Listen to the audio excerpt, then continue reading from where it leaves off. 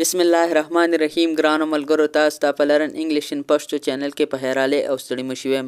ملګرو په نننی کلاس کې مستاسو د پاره ډیره مهمه وکیبلری راوړي نو تاسو کلاس تر پایه پورې وګورئ او په چینل باندې نوی سنو چینل خو سبسکرایب کړئ راځي چې خپل نننی کلاس شروع کو موږ په انګلیش کې وی کنه ویری سمپل یعنی د ویری سمپل مطلب دا چې دا سیس ډیر ساده دی نو د لپاره موږ په انګلیش کې صرف یو ورډ هم استعمالول شو بیسیک یعنی بیسیک یعنی چې یو سیز مطلب ډیر ساده سمپلی یعنی ویری سمپل لپاره موږ په انګلیش کې څه استعمالول شو بیسیک صرف بیسیک ویری شای موږ هغه کس ته ویل شو چې کم کس ډیر زیات شرمیږي نو دې لپاره موږ صرف یو ټکی استعمالول شو ټیمډ او لا ټیمډ چې کومه دا صرف یو کس چې کله ډیر شرمیږي دې تم ویل شي او ټیمډ چې کومه دا خودغرض کس تم ویل شي یعنی یو کس مطلب ته هغه کار وکي او بیا چې کله ستاسو کار ضرورت راشي نو مطلب هغه ته کار نه کوي نو دې تم تاسو ټیمډ ویلی شئ ویری اوپن څه ته ویلی شي یعنی مطلب چې یو سیز ډیر صفا یعنی دې ته موږ په انګلیش کې ویلی شو ټرانسپیرنټ یعنی چې یو سیز تاته مکمل صفا سوتره ښکاري ویری کوایټ څه ته ویلی شي موږ لکه دا کس ډیره زیات خاموشه دی یعنی ډیرې خبرې نه کوي نو دې ته تاسو په انګلیش کې ویلی شئ هشټ ویری ریچ څه ته ویلی شي یعنی ډیره مالداره یعنی دې ته په انګلیش کې تاسو ویلی شئ ویلدي ویری شارپ ډیر تیز یعنی دې ته تاسو په انګلیش کې ویلی شئ کین ویری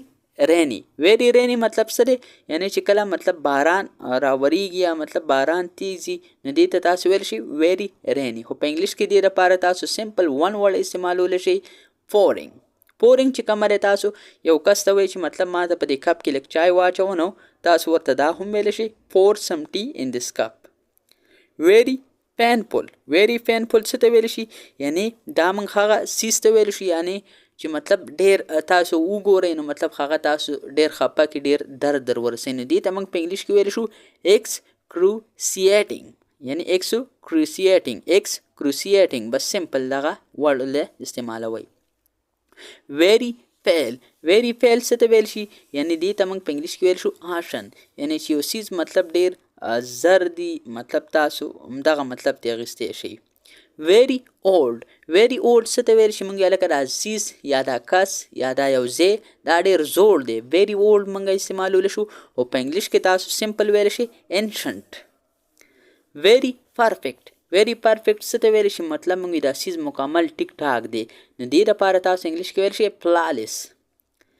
ویری سکیرډ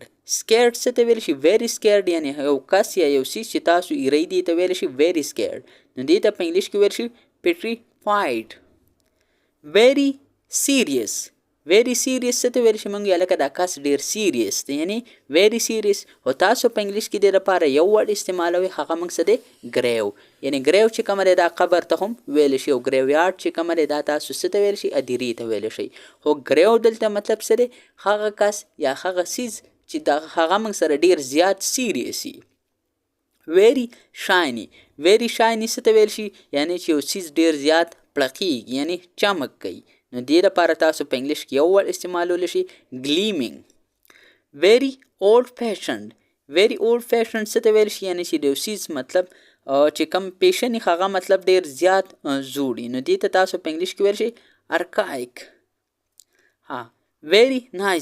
ویری نایزي څه مطلب دی یعنی چې یو سیز مطلب ډیر شور پیدا کوي یا یو سیز یو کار مطلب یو کس نو دې ته تاسو په انګلیش کې یو ورډ استعمالولی شئ ډیپنینګ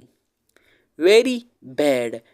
بیډ څه ته ویلی شي موږ لکه دا سیز ډیر خراب دی نو په دې ته په انګلیش کې تاسو ون ورډ استعمالولی شئ اوپل یعنی دا کلاس چې کومه دی تاسو به د انسټیډ اف ویری یعنی د ویری نه علاوه مطلب تاسو چې د یو سیز دپاره